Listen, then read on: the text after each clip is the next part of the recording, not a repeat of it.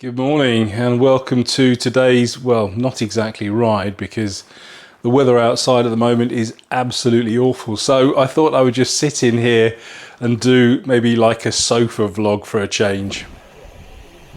I'll start with a ride that I did last week, and that was when I drove from here in Horndean to a place called Lymington in the beautiful New Forest. It's about an hour's drive away.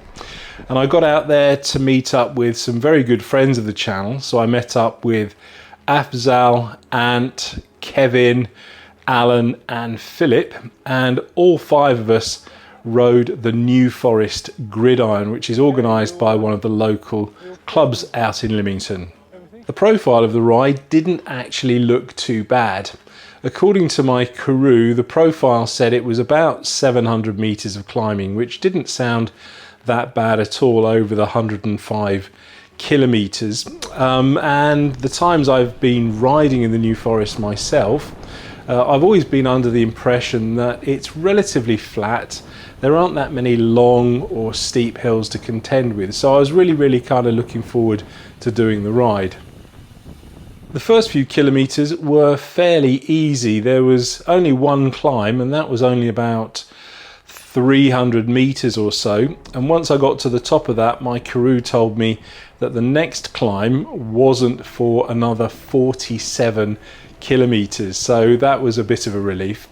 And the route after that was fairly flat and our speeds were pretty good. I think we were averaging about 30 kilometres an hour, so we were flying along, enjoying the scenery, enjoying the route, and it was a really nice day on the bike as we were cycling.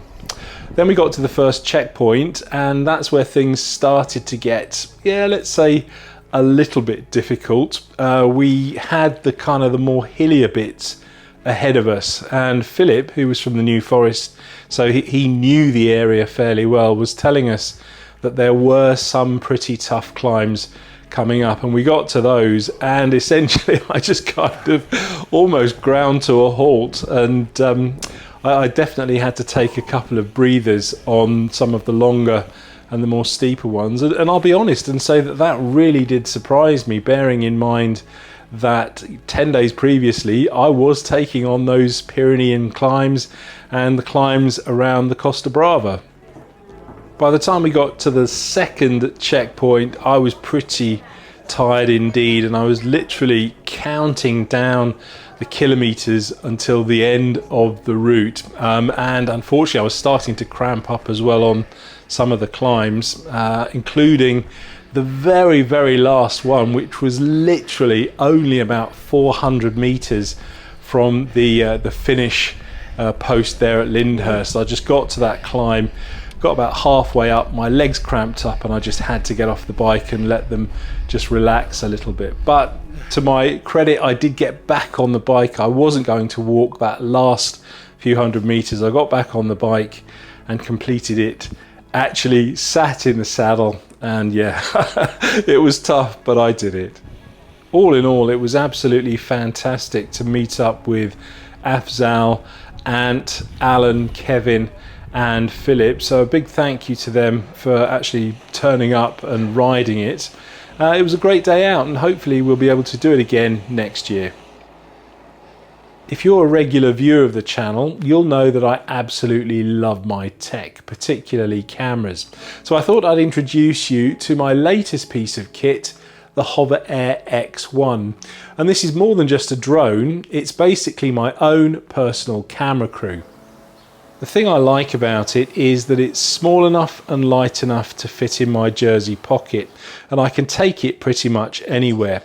I just need to unfold it, tap two buttons, and it takes off from the palm of my hand. It's in the air in seconds. It doesn't need a controller. It uses AI and image recognition to fly itself, and has 5 intelligent flight modes. One of the things that I find really difficult about making these vlogs is being in front of the camera and behind it at the same time. So this HOVERAir X1 is going to be an absolute game changer for me.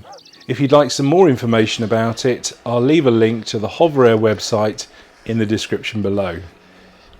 As I said earlier, a couple of weeks ago, I was down in France and Spain doing a bike packing trip along the stunning Costa Bravo.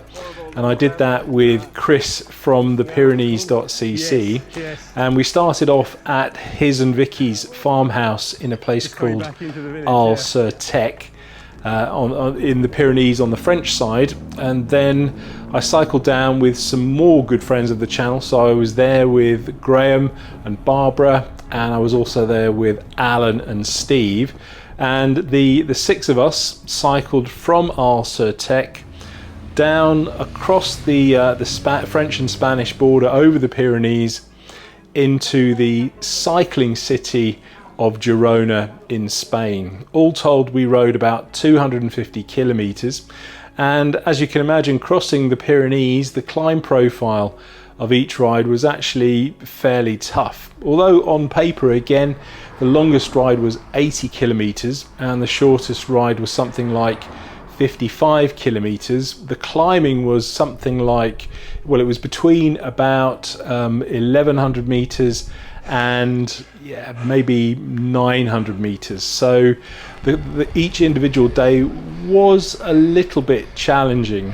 Now, I'm not going to say too much about this ride because I have made a separate ride vlog about it, but what I would like to say here is that it is a slightly unusual format for me. Normally when I do the ride vlogs, I'll do individual rides and the videos are going to be sort of between 8 and 10 minutes long, and what I've done on this one is I've made just one long vlog of the whole trip. So the video is about 40 minutes long. So I'd be very, very interested to hear your thoughts on this longer form of video that hopefully I can do some more of in the future.